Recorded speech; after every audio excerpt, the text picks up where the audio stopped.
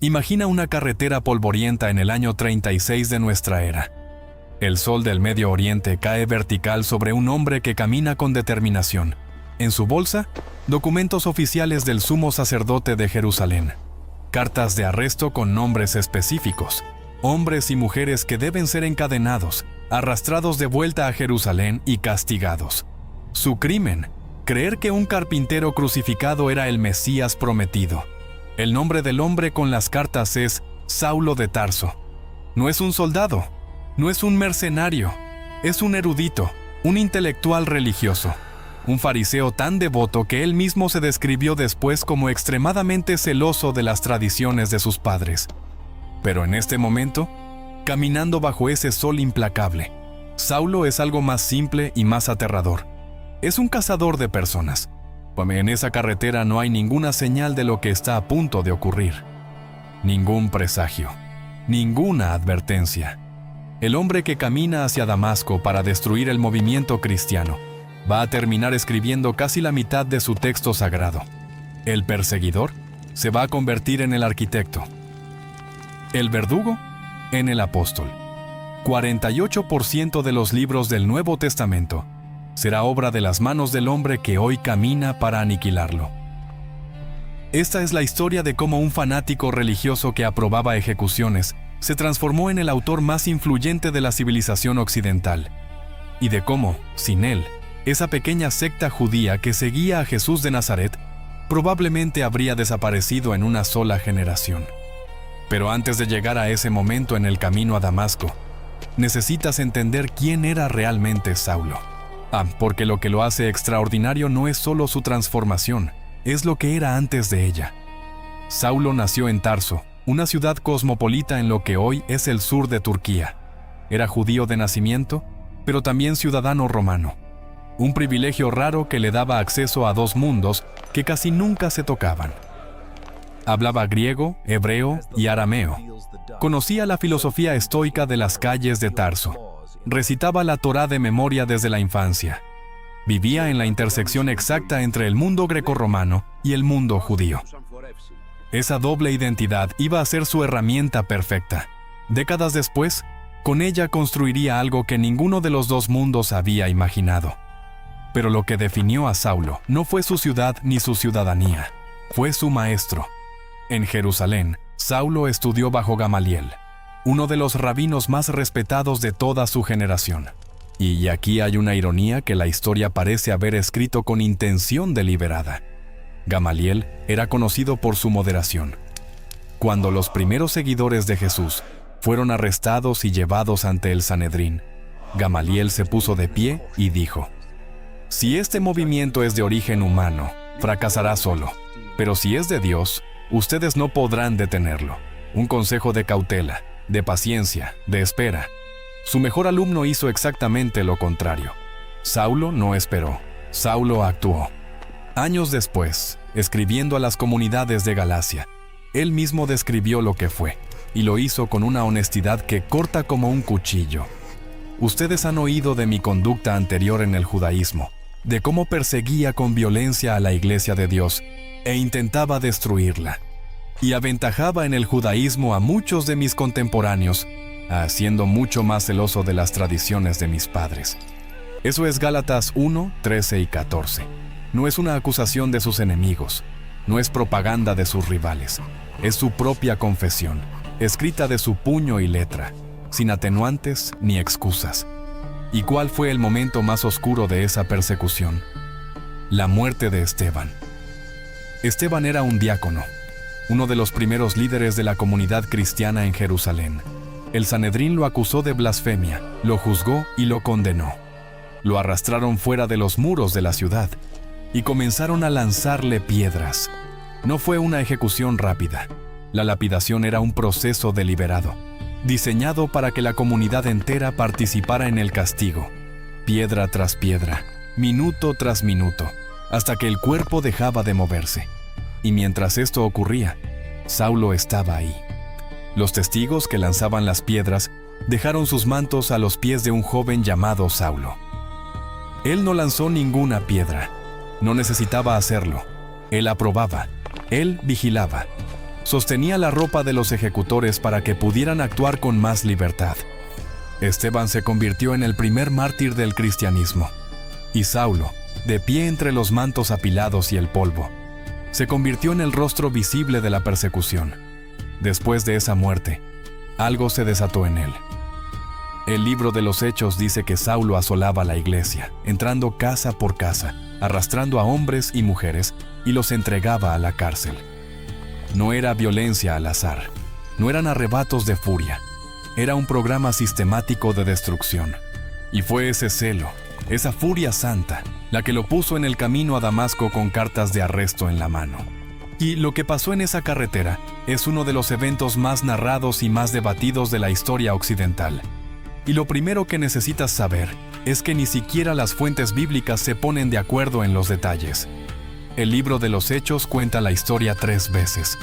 En el capítulo 9, en el 22 y en el 26. Y las 3 versiones se contradicen en puntos específicos. En una versión, los compañeros de Saulo escuchan la voz pero no ven a nadie. En otra, ven la luz pero no escuchan la voz. En una versión, todos caen al suelo. En otra, solo Saulo cae. No son diferencias menores. Son el tipo de contradicciones que los historiadores encuentran fascinantes. Sugieren que el evento fue abrumador, tan fuera de cualquier categoría conocida, que nadie pudo narrarlo igual 2 veces. Pero lo esencial es consistente en las 3 versiones. Una luz cegadora desde el cielo.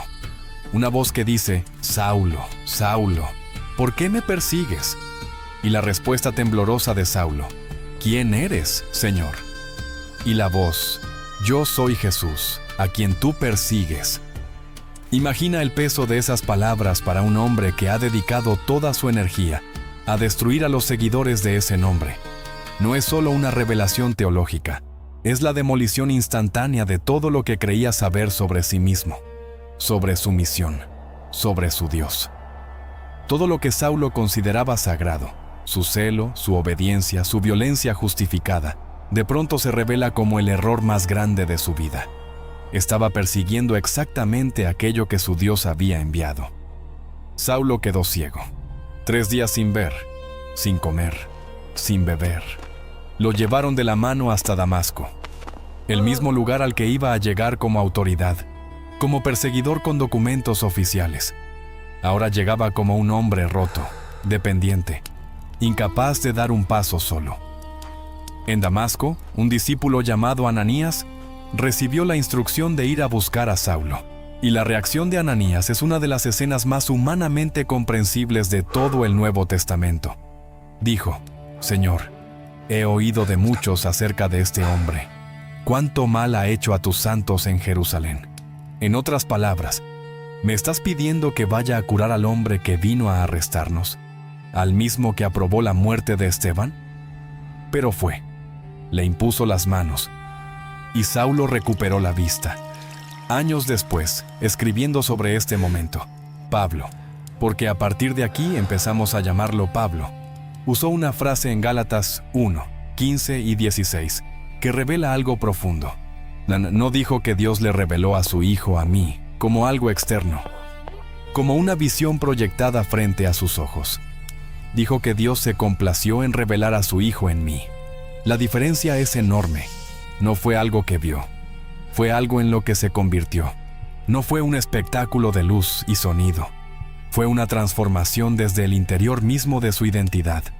Pero aquí es donde la historia se vuelve más complicada de lo que la versión popular te cuenta. Porque Pablo no fue recibido con los brazos abiertos. Cuando intentó unirse a los discípulos en Jerusalén, le tenían miedo. ¿Y cómo no? Este era el hombre que semanas antes arrastraba creyentes a la cárcel. ¿Ahora decía que era uno de ellos? La desconfianza era natural, era lógica, era probablemente un instinto de supervivencia. Y entonces Pablo hizo algo que casi nunca se menciona en las versiones resumidas de su historia. Desapareció. En Gálatas 1, 17, Pablo escribe que no subió a Jerusalén a consultar con los apóstoles. Se fue a Arabia, no a predicar, aparentemente, no a fundar iglesias, no a buscar más seguidores. Se fue al desierto, solo, y estuvo allí 3 años. 3 años en los que el registro histórico guarda completo silencio. 3 años sin cartas, sin sermones, sin viajes misioneros. ¿Qué hizo Pablo durante 3 años en el desierto? Nadie lo sabe con certeza, pero lo que sí sabemos es lo que emergió de ese silencio. Una teología completamente nueva, una forma de entender a Jesús que ninguno de los apóstoles originales había articulado. Una revolución intelectual que iba a redefinir los próximos 2000 años de historia humana. Pablo entró al desierto como un fariseo convertido que no sabía qué hacer con su nueva fe. Salió como el arquitecto del cristianismo. Para entender la magnitud de lo que Pablo construyó, necesitas ver primero lo que enfrentó. No en abstracto, en carne viva. En el año 54, Pablo llegó a Éfeso, una de las ciudades más grandes y más ricas del Imperio Romano. Predicó allí durante más de 2 años, y su mensaje fue tan efectivo que empezó a amenazar la economía local. Los artesanos fabricaban estatuillas de plata de la diosa Artemisa. Era el negocio más lucrativo de la ciudad, y vieron cómo sus ventas comenzaban a caer. Si la gente dejaba de creer en los dioses griegos, dejaba de comprar sus ofrendas sagradas. Un platero llamado Demetrio organizó una revuelta. Ahora los artesanos furiosos arrastraron a los compañeros de Pablo al teatro de Éfeso, un anfiteatro con capacidad para 25,000 personas, y durante 2 horas la multitud gritó una sola frase sin descanso: «Grande es Artemisa de los Efesios». 25,000 personas, 2 horas, un solo grito ensordecedor, contra el mensaje de un hombre que había llegado armado únicamente con palabras. Esa escena en Éfeso es el retrato perfecto de lo que Pablo enfrentaba en cada ciudad. No solo resistencia teológica, resistencia económica, social y política. Su mensaje no era abstracto. Tenía consecuencias materiales, cambiaba comportamientos, destruía mercados, alteraba jerarquías que llevaban siglos establecidas. Y es aquí donde necesitamos hablar de qué decía Pablo exactamente, porque su revolución no fue solo de fervor misionero, fue de ideas. Ideas tan poderosas que separaron al cristianismo del judaísmo para siempre. La pregunta central era esta: ¿quién podía ser cristiano? Para los apóstoles originales en Jerusalén, Pedro, Santiago, Juan, Jesús era el Mesías judío. Para seguirlo, primero había que ser judío. Eso significaba circuncisión para los hombres, observancia estricta de las leyes alimentarias, respeto del sábado. El cristianismo para ellos era una rama del judaísmo, una reforma interna, no una religión nueva. Pablo dijo que no. Pablo argumentó que la muerte y resurrección de Jesús habían cambiado las reglas del juego por completo. La salvación no venía por cumplir la ley de Moisés, venía por la gracia de Dios, recibida a través de la fe. Un gentil, un no judío, un griego, un romano, un bárbaro, podía ser plenamente cristiano sin circuncidarse, sin seguir las leyes alimentarias, sin convertirse primero al judaísmo. ¿Entiendes lo que eso significaba en la práctica? Significaba que el cristianismo dejaba de ser una secta étnica, se convertía en una religión universal, abierta a cualquiera, en cualquier lugar del mundo conocido, sin requisitos de sangre, de cultura ni de nacionalidad para entrar. Y esto generó el conflicto más importante de la iglesia primitiva, el conflicto que decidió todo. En Antioquía, Pablo confrontó a Pedro cara a cara. Lo cuenta en Gálatas 2, y no se guarda nada. Pedro había estado comiendo con los cristianos gentiles, algo que las leyes de pureza judías desaconsejaban. Compartía su mesa, su pan, su comunidad. Pero cuando llegaron emisarios de Santiago desde Jerusalén, Pedro se retiró. Dejó de comer con los gentiles. Se separó, por miedo, por presión social, por cálculo político dentro de la iglesia. Y Pablo lo enfrentó públicamente, delante de todos. Le dijo que era un hipócrita. Si él, Pedro, siendo judío, había vivido como gentil, ¿con qué autoridad obligaba ahora a los gentiles a vivir como judíos? Este no fue un desacuerdo académico entre teólogos. Este fue el momento que decidió qué iba a ser el cristianismo para el resto de la historia. Si la posición de Pedro prevalecía, el cristianismo seguía siendo una rama del judaísmo, limitado a quienes adoptaran cada costumbre, cada ley, cada marca física de la tradición judía. Si Pablo ganaba, el cristianismo se abría al mundo entero. Pablo ganó, y el precio de esa victoria se pagó con el cuerpo, con su propio cuerpo. Pablo enumeró sus sufrimientos en 2 de Corintios con la precisión fría de alguien que lleva la cuenta. 5 veces recibió de los judíos 39 azotes. Haz la multiplicación, 5 veces 39, 195 golpes sobre la espalda. 3 veces lo castigaron con varas, 1 vez lo apedrearon y lo dieron por muerto. 3 naufragios, 1 noche y 1 día a la deriva en mar abierto. Peligros de ríos crecidos, peligros de bandidos en los caminos, peligros de su propia gente judía, peligros de los gentiles que no lo querían, hambre, sed, frío, desnudez. Entre los años 47 y 57 aproximadamente, Pablo realizó 4 campañas misioneras. Trazó una red de comunidades que cubrió Asia Menor, Macedonia y Grecia. El primer viaje lo llevó a Chipre y las ciudades del interior de Anatolia. El segundo cruzó a Europa por primera vez: Filipos, Tesalónica, Atenas, Corinto. El tercero se centró en Éfeso, donde predicó más de 2 años. El cuarto fue un viaje forzado, como prisionero, encadenado, rumbo a Roma para ser juzgado ante el César. En total, miles de kilómetros por tierra y por mar, comunidades fundadas en cada parada, cárceles soportadas en varias de ellas, y cada vez que salía de una celda, retomaba el camino. ¿Y por qué siguió? Porque estaba convencido de que había visto algo en ese camino a Damasco que valía más que su cuerpo, más que su seguridad, más que su vida entera. Hoy, cuando abres un Nuevo Testamento, 13 de sus 27 libros llevan el nombre de Pablo. 13 de 27. Eso es el 48% de los libros del texto más influyente de la civilización occidental. A un hombre que nunca caminó con Jesús, que nunca escuchó el sermón del monte en aquella ladera de Galilea, que nunca estuvo presente en la última cena. Ese hombre escribió casi la mitad de los libros que definen al cristianismo. Y no solo escribió más que cualquier otro autor del Nuevo Testamento, escribió lo que más importa doctrinalmente: la justificación por la fe, la teología de la gracia, la universalidad de la salvación, la relación entre la ley y el evangelio, la naturaleza de la resurrección, la ética del amor como principio organizador de la vida comunitaria. Todo eso es Pablo. Los 4 evangelios narran lo que Jesús hizo y dijo. Las cartas de Pablo explicaron qué significaba, y esa explicación resultó ser más poderosa en su impacto histórico que la narración misma. Sus cartas viajaron por todo el Mediterráneo. Se copiaron a mano, una y otra vez. Se leyeron en voz alta en reuniones de creyentes en Roma, Corinto, Éfeso, Filipos, Tesalónica, Galacia. Cada carta era una intervención quirúrgica. Resolvía un conflicto específico. Respondía a una pregunta teológica concreta. Y al mismo tiempo construía un andamiaje intelectual para comunidades enteras.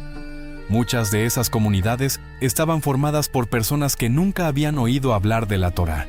Las cartas de Pablo les dieron las herramientas para entender y vivir su nueva fe.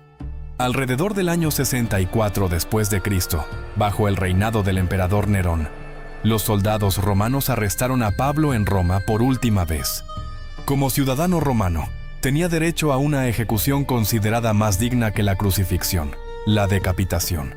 La tradición sostiene que lo llevaron fuera de las murallas de la ciudad y que allí terminó la vida del hombre que había transformado una secta local en una religión con alcance global.